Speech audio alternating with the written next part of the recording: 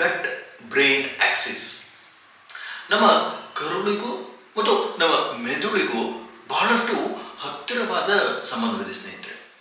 ಅದಕ್ಕೆ ಗಟ್ brain Axis ಅಂತ ನಾವು ಹೇಳ್ತೀವಿ. ಯಾಕೆ ಈ ಗಟ್ ಬ್ರೈನ್ ಆಕ್ಸಿಸ್ ನಮ್ಮ ಪೂರ್ತಿಯಾದ ಆರೋಗ್ಯ, ಸರ್ವಾಂಗೀಣ ಆರೋಗ್ಯಕ್ಕೆ ಕಾರಣಕರ್ತವಾಗುತ್ತೆ ಮತ್ತು ಈ ಗಟ್ ಬ್ರೈನ್ ಆಕ್ಸಿಸ್ ಯಾಕೆ ನಮ್ಮ ಒಂದು ಜೀವನದಲ್ಲಿ ಬಹಳ ಮಹತ್ವದ ಒಂದು ಕೆಲಸವನ್ನ ಮಾಡುತ್ತೆ ನಮ್ಮ ಸಂಪೂರ್ಣ ಆರೋಗ್ಯಕ್ಕೆ ಅನ್ನೋದನ್ನ ಈ ವಿಡಿಯೋದಲ್ಲಿ ತಿಳ್ಕೊಳ್ಳೋಣ ಸ್ನೇಹಿತರೆ. ಗಟ್ ಬ್ರೈನ್ ಅಂತ ಹೇಳಿದ್ರೆ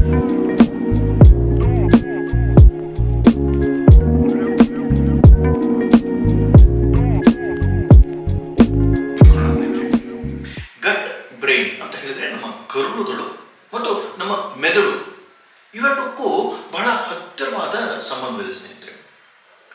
ಭ್ರೂಣ ತಾಯಿಯ ಹೊಟ್ಟೆಯಲ್ಲಿ ಗರ್ಭಧರಿಸಿದಾಗ ಈ ಭ್ರೂಣದಲ್ಲಿ ಸೆಲ್ ಡಿವಿಷನ್ ಆಗ್ತಾ ಇರುವಾಗ ನಮ್ಮ ಮೆದುಳು ಮತ್ತು ನಮ್ಮ ಕರುಳುಗಳು ಒಂದೇ ಒಂದು ಜೀವಕಣದಿಂದ ಉತ್ಪತ್ತಿ ಆಗುತ್ತೆ ಸ್ನೇಹಿತರೆ. ಸೊ ಹೀಗಾಗಿ ಈ ಜೀವಕಣಗಳು ಒಂದಿಷ್ಟು ಜೀವಕಣಗಳು ಮೆದುಳಾಗಿ ಪರಿವರ್ತನೆಗೊಂಡು ಅಂತ ಹೇಳಿದ್ರೆ, ಅದೇ ಜೀವಕಣದ ಇನ್ನೊಂದು ಅರ್ಧ ಭಾಗದ ಜೀವಕಣಗಳು ಕರುಳಾಗಿ ಪರಿವರ್ತನೆಗೊಂಡು ಈ ಒಂದು ಸಂಬಂಧವನ್ನ ಇಟ್ಕೊಂಡಿರುತ್ತೆ ಅಂತ ಹೇಳಿದ್ರೆ, ನಮ್ಮ ಒಂದು ದೇಹದಲ್ಲಿ ಕರುಳುಗಳು ಮತ್ತು ಮೆದುಳು ಒಂದೇ ಜೀವಕಣದಿಂದ ಹುಟ್ಕೊಂಡಿದೆ. ಸೊ ಹೀಗಾಗಿ ಅದಕ್ಕೆ ಬಹಳ ಹತ್ತಿರವಾದ ಸಂಬಂಧವಿದೆ ಸ್ನೇಹಿತರೆ.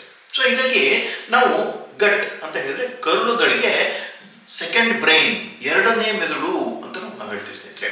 ಆದ್ರೆ ನಾವು ನಮ್ಮ ಒಂದು ನಮ್ಮ ಭಾರತೀಯ ವಿಜ್ಞಾನವನ್ನ ನಾವು ಏನಾದ್ರು ನೋಡ್ತಾ ಹೋದ್ವಿ, ಆಯುರ್ವೇದದಲ್ಲಿ ನಾವು ನೋಡ್ತಾ ಹೋದ್ವಿ ಅಂತ ಹೇಳಿದ್ರೆ, ನಮ್ಮ ಒಂದು ಜಠರ ಮತ್ತು ನಮ್ಮ ಕರುಳುಗಳು ಮೊದಲನೆಯ ಒಂದು ಮೆದುಳು ಅಂತ ತಿಳಿಯುತ್ತೆ ಸ್ನೇಹಿತರೆ. ಯಾಕೆ ಅಂತ ಹೇಳಿದ್ರೆ, ಆಯುರ್ವೇದದಲ್ಲಿ, ಹೋಮಿಯೋಪತಿಯಲ್ಲಿ ಮತ್ತು ಸಿದ್ಧ, ಹೀಗೆ ಅಲ್ಟರ್ನೇಟಿವ್ ಸಿಸ್ಟಮ್ಸ್ ಅಂತ ನಾವೇನು ಹೇಳ್ತೀವಿ, ಇದರಲ್ಲಿ ಜಠರಕ್ಕೆ ಮತ್ತು ಕರುಳುಗಳಿಗೆ ಬಹಳಷ್ಟು ಮಹತ್ವ ಕೊಡ್ತಾರೆ ಈ ಒಂದು ಚಿಕಿತ್ಸಾ ಪದ್ಧತಿಯವರು.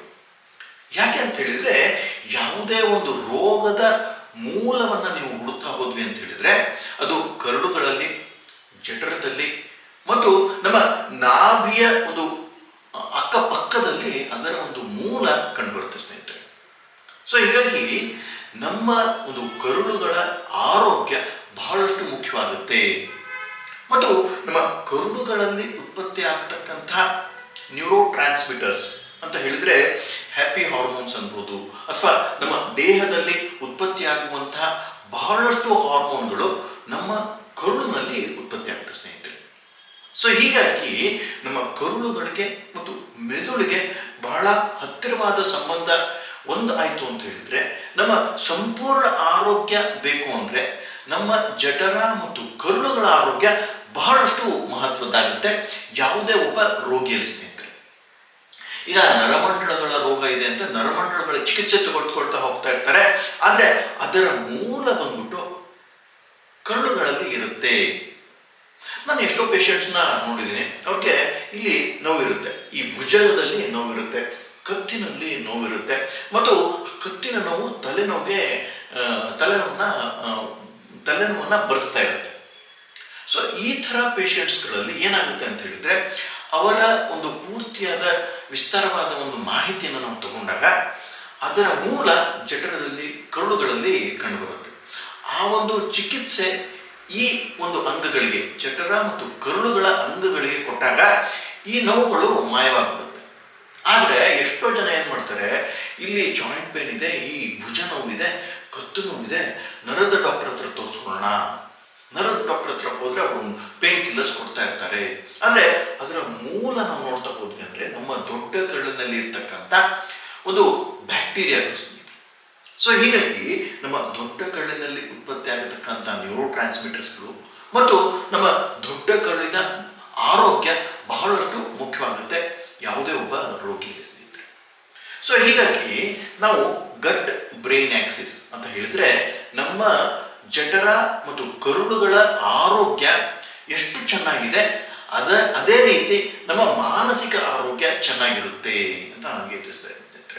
ಸೊ ಹೀಗಾಗಿ ನಾವು ಅದಕ್ಕೆ ಗಟ್ ಬ್ರೈನ್ ಆಕ್ಸಿಸ್ ಅಂತ ನಾವು ಹೇಳ್ತೀವಿ, ಯಾಕಂದ್ರೆ ಬಹಳ ಹತ್ತಿರವಾದ ಸಂಬಂಧವಿರುವ ಕಾರಣದಿಂದ.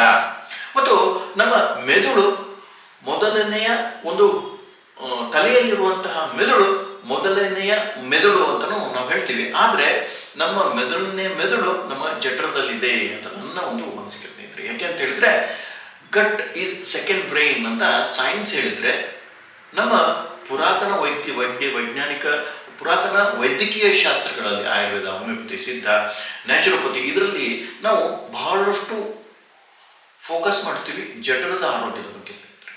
ಸೊ ಹೀಗಾಗಿ ಈ ಒಂದು ಸಂಬಂಧವನ್ನ ಸರಿಯಾಗಿ ತಿಳ್ಕೊಳ್ಬೇಕು ರೋಗಿಗಳು ಅಂತ ನನ್ನ ಒಂದು. ಜಠರದ ಆರೋಗ್ಯ, ಕರುಳಿನ ಆರೋಗ್ಯ ಚೆನ್ನಾಗಿತ್ತು ಅಂತ ಹೇಳಿದ್ರೆ 60-70% ರೋಗ ಬರುವಿಕೆಯನ್ನ ತಡೆಗಟ್ಟಲಿಕ್ಕೆ ಆಗುತ್ತೆ ಸ್ನೇಹಿತರೆ. ಸೊ ಹೀಗಾಗಿ ಜಠರದ ಆರೋಗ್ಯ, ಕರುಳಿನ ಆರೋಗ್ಯ ಸರಿಯಾಗಿತ್ತು ಅಂತ ಹೇಳಿದ್ರೆ ನಮ್ಮ ಸಂಪೂರ್ಣ ಆರೋಗ್ಯ ಚೆನ್ನಾಗಿರ್ಲಿಕ್ಕೆ ಸಾಧ್ಯವಿದೆ ಅಂತ ನಮಗೆ ತಿಳಿಸ್ತಾ ಇರುತ್ತೆ.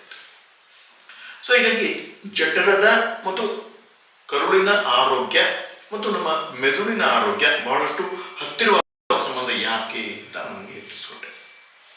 ಸೊ ಹೀಗಾಗಿ ಇದೇ ಒಂದು ಪ್ರಶ್ನೆಗೆ ನನ್ನ ಈ ಉತ್ತರ ಸ್ನೇಹಿತರೆ. ಏನಿದು ಗಟ್ ಬ್ರೈನ್ ಆಕ್ಸಿಸ್, ಇದಕ್ಕೆ ಹತ್ತಿರವಾದ ಸಂಬಂಧ ಯಾಕಿದೆ ಅನ್ನೋದರ ಒಂದು ಕಾರಣ ಸ್ನೇಹಿತರೆ. ಮತ್ತು ಎಲ್ಲ ರೋಗಿಗಳಲ್ಲೂ, ಎಲ್ಲ ರೋಗದಲ್ಲೂ ಸಹ ಈ ಒಂದು ಗಟ್ ಬ್ರೈನ್ ಆಕ್ಸಿಸ್ ಬಹಳಷ್ಟು ಮುಖ್ಯವಾಗುತ್ತೆ. ಯಾಕಂತ ಹೇಳಿದ್ರೆ ಈ ಒಂದು ಆಕ್ಸಿಸ್, ಈ ಒಂದು ಮೆಸೇಜಿಂಗ್ ಸಿಸ್ಟಮ್ ಏನಾದರೂ ಚೆನ್ನಾಗಿಲ್ಲ ಅಂತ ಹೇಳಿದ್ರೆ ರೋಗಿಗಳು ಒಂದು ಸ್ಪೆಷಾಲಿಟಿಯಿಂದ ಇನ್ನೊಂದು ಸ್ಪೆಷಾಲಿಟಿ, ಇನ್ನೊಂದು ಸ್ಪೆಷಾಲಿಟಿಯಿಂದ ಇನ್ನೊಂದು ಸ್ಪೆಷಾಲಿಟಿಗೆ ಹೋಗ್ತಾ ಇರ್ತಾರೆ.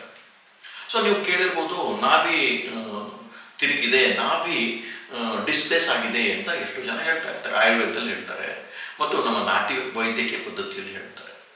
ಸೊ ಅದು ಎಲ್ಲಿ ಬರುತ್ತೆ? ಅದು ಜಠರ ಮತ್ತು ಕರುಳುಗಳ ಭಾಗದಲ್ಲಿ ಬರುತ್ತೆ. ಸೊ ಅವರು 25-30 ಡಾಕ್ಟರ್ಗಳಿಗೆ ತೋರಿಸಿರ್ತಾರೆ, ಆದರೆ ನಾಭಿಗಳಿಗೆ ಯಾರು ಎನ್ಕ್ವೈರಿನೂ ಮಾಡಲ್ಲ, ಅದನ್ನು ನೋಡಿರೋದಿಲ್ಲ. ಆದರೆ ಆಯುರ್ವೇದ, ಹೋಮಿಯೋಪತಿ ಮತ್ತು ನ್ಯಾಚುರೋಪತಿ, ಸಿದ್ಧ ಮೆಡಿಸಿನ್ಸ್ನಲ್ಲಿ ಈ ಒಂದು ಕೇಂದ್ರವನ್ನು ಬಹಳಷ್ಟು ಸೂಕ್ಷ್ಮದಿಂದ ಗಮನಿಸಿ ವೈದ್ಯಕೀಯ ಒಂದು ತಪಾಸಣೆಯನ್ನು ಮಾಡಿ ಅದಕ್ಕೆ ಬೇಕಾದಂಥ ಒಂದು ಔಷಧಿಗಳನ್ನು ಕೊಡ್ತೀವಿ. ನಮ್ಮ ಹೋಮಿಯೋಪತಿ ಮೆಡಿಸಿನ್ಸು ನಾಭಿ ಕೇಂದ್ರಕ್ಕೆ ಬಹಳಷ್ಟು ಪರಿಣಾಮಕಾರಿಯಾಗಿ ಕೆಲಸ ಮಾಡುತ್ತೆ. ನಮ್ಮ ಎಲ್ಲ ಮೆಡಿಸಿನ್ಸ್ಗಳು ಈ ನಾಭಿ ಕೇಂದ್ರದಲ್ಲೇ ಕೆಲಸ ಮಾಡುತ್ತೆ ಅಂದರೆ ತಪ್ಪಾಗಲಿಕ್ಕಿಲ್ಲ ಸ್ನೇಹಿತರೆ. ಏಕೆ ಅಂತ ಹೇಳಿದ್ರೆ ನಮ್ಮ ಒಂದು ವೈದ್ಯಕೀಯ ಪದ್ಧತಿಯಲ್ಲಿ, ಹೋಮಿಯೋಪತಿ ವೈದ್ಯಕೀಯ ಪದ್ಧತಿಯಲ್ಲಿ ಹೋಲಿಸ್ಟಿಕ್ ಹೀಲಿಂಗ್ ಅಂತ ಹೇಳಿದ್ರೆ ರೋಗಿಯಲ್ಲಿ ಇರ್ತಕ್ಕಂಥ ರೋಗವನ್ನಷ್ಟೇ ಅಲ್ಲ, ರೋಗಿಯ ಹಿಂದಿನ ಒಂದು ಶಕ್ತಿ ಅಂತ ಹೇಳಿದ್ರೆ ಆತ್ಮಶಕ್ತಿಯನ್ನ ಎಲ್ಲಿ ಅದು ಸರಿಯಾಗಿ ಚಲಿಸ್ತಾ ಇಲ್ಲ, ಎಲ್ಲಿ ಅದು ಸರಿಯಾಗಿ ಕೆಲಸ ಮಾಡ್ತಾ ಇಲ್ಲ ಅನ್ನೋದನ್ನು ಗಮನಿಸಿ ನಾವು ಚಿಕಿತ್ಸೆಯನ್ನು ಕೊಡ್ತೀವಿ, ಔಷಧಿಗಳನ್ನು ಕೊಡ್ತೀವಿ ಸ್ನೇಹಿತರೆ. ಸೊ ಹೀಗಾಗಿ ನಮ್ಮ ಔಷಧಿಗಳು ನಾಭಿ ಕೇಂದ್ರದ ಮೇಲೆ ಮತ್ತು ನಾಭಿ ಸರಿದಿತ್ತು ಅಂತ ಹೇಳಿದ್ರೆ ಮತ್ತು ಯಾವುದೇ ಒಂದು ಪರಿಸ್ಥಿತಿಯಲ್ಲಿ ರೋಗ ಗುಣವಾಗದೇ ಇರುವಂತಹ ಪರಿಸ್ಥಿತಿಯಲ್ಲಿ ಹೋಲಿಸ್ಟಿಕ್ ಹೀಲಿಂಗ್, ಸಂಪೂರ್ಣವಾದ ಒಂದು ರೋಗದ ಚಿತ್ರಣವನ್ನು ನೋಡಿ ರೋಗಿಗೆ ಔಷಧಿಯನ್ನು ಕೊಟ್ಟಾಗ ಈ ಒಂದು ಔಷಧಿಗಳು ಬಹಳಷ್ಟು ಪರಿಣಾಮಕಾರಿಯಾಗಿ ಕೆಲಸ ಮಾಡುತ್ತೆ ಮತ್ತು ರೋಗಿಯನ್ನ ನಿರೋಗಿಯಾಗಿ ಮಾಡುವಲ್ಲಿ ಕೆಲಸ ಮಾಡುತ್ತೆ ಅಂತ ನಮಗೆ ತಿಳಿಸ್ತಾ ಇರುತ್ತೆ. ಸೊ ಆರೋಗ್ಯವನ್ನು ಪಡಿಬೇಕು ಅಂತ ಹೇಳಿದ್ರೆ ನಮ್ಮ ಗಟ್ ಬ್ರೈನ್ ಆಕ್ಸಿಸ್ ಬಹಳಷ್ಟು ಚೆನ್ನಾಗಿ ಕೆಲಸ ಮಾಡಬೇಕಾಗುತ್ತೆ ಮತ್ತು ಆ ಕೆಲಸ ನಮ್ಮ ಒಂದು ದಿನನಿತ್ಯದ ಜೀವನದಲ್ಲಿ ನಮ್ಮ ಚಟುವಟಿಕೆಗಳು ಯಾವ ಒಂದು ಸ್ತರದಲ್ಲಿ ಇದೆ ಅನ್ನೋದನ್ನ ತೋರಿಸುತ್ತೆ ಸ್ನೇಹಿತರೆ. ಯಾಕೆ ಅಂತ ಹೇಳಿದ್ರೆ ಒಬ್ಬೊಬ್ರು ಬಹಳಷ್ಟು ಬುದ್ಧಿವಂತರಿರ್ತಾರೆ. ಯಾಕೆ ಅಂತ ಹೇಳಿದ್ರೆ ಅವರ ಗಟ್ ಬ್ರೈನ್ ಆಕ್ಸಿಸ್ ಬಹಳಷ್ಟು ಚೆನ್ನಾಗಿ ಕೆಲಸ ಮಾಡ್ತಾ ಇರುತ್ತೆ, ಅವರಲ್ಲಿ ನಿರ್ಣಯದ ಶಕ್ತಿ ಚೆನ್ನಾಗಿರುತ್ತೆ ಮತ್ತು ಕ್ಲಿಯರಿಟಿ ಆಫ್ ಮೈಂಡ್, ಅವರ ಒಂದು ಫೋಕಸ್, ಅವರ ಒಂದು ಬುದ್ಧಿ ಶಕ್ತಿ ಬಹಳಷ್ಟು ಚೆನ್ನಾಗಿರುತ್ತೆ. ಸೊ ಹೀಗಾಗಿ ನಮ್ಮ ಜಠರದ ಆರೋಗ್ಯ ಚೆನ್ನಾಗಿತ್ತು, ನಮ್ಮ ಕರುಳಿನ ಆರೋಗ್ಯ ಚೆನ್ನಾಗಿತ್ತು ಅಂತ ಹೇಳಿದ್ರು ಸಹಿತ ಅವರು ಬಹಳಷ್ಟು ಜಾಣರಿರ್ತಾರೆ, ಬಹಳಷ್ಟು ಚೆನ್ನಾಗಿ ಅವರ ದಿನನಿತ್ಯದ ಕೆಲಸ ಕಾರ್ಯಗಳನ್ನು ಮಾಡ್ತಾ ಇರ್ತಾರೆ ಅಂತ ನಮಗೆ ತಿಳಿಸ್ತಾ ಇದೆ ಸ್ನೇಹಿತರೆ. ಸೊ ಈ ಒಂದು ಸಂಬಂಧ ಈ ರೀತಿಯಾಗಿ ಇದೆ ಸ್ನೇಹಿತರೆ. ಅದಕ್ಕಾಗಿ ಎಲ್ಲ ಡಾಕ್ಟರ್ಸ್ನು ಸಹಿತ ಗಟ್ ಬ್ರೈನ್ ಆಕ್ಸಿಸ್ ಅಂತ ಹೇಳ್ತಾರೆ. ಆದರೆ ಅದಕ್ಕೆ ಬೇಕಾದಂತಹ ಚಿಕಿತ್ಸೆ ನಮ್ಮ ಹೋಮಿಯೋಪತಿಯಲ್ಲಿ ಇದೆ ಅಂತ ನಮಗೆ ಎತ್ತಿಸ್ತಾ ಇದ್ದಾರೆ. ಸೊ ಇದಿಷ್ಟು ಮಾಹಿತಿ ಈ ಗಟ್ ಬ್ರೈನ್ ಆಕ್ಸಿಸ್ ಅಂದರೆ ಏನು, ಇದು ಬಹಳಷ್ಟು ಹತ್ತಿರ ಸಂಬಂಧ, ಜಠರಕ್ಕೆ ಮತ್ತು ಕರುಳುಗಳ ಒಂದು ಹತ್ತಿರವಾದ ಸಂಬಂಧ ನಮ್ಮ ಮೆದುಳಿಗೆ ಯಾಕಿದೆ ಅನ್ನೋದರ ಬಗ್ಗೆ. ಈ ಒಂದು ವಿಡಿಯೋ ನಮ್ಗೆ ಏನಾದ್ರು ಲೈಕ್ ಆಯಿತು ಅಂತ ಹೇಳಿದ್ರೆ ನಮ್ಮ ಚಾನಲ್ ಲೈಕ್ ಮಾಡಿ, ಶೇರ್ ಮಾಡಿ, ಸಬ್ಸ್ಕ್ರೈಬ್ ಮಾಡಿ ಅಂತ ಹೇಳಿ 7 ಮಾತುಗಳನ್ನ ಮುಗಿಸ್ತೀನಿ. ನಮಸ್ಕಾರ, ಧನ್ಯವಾದ.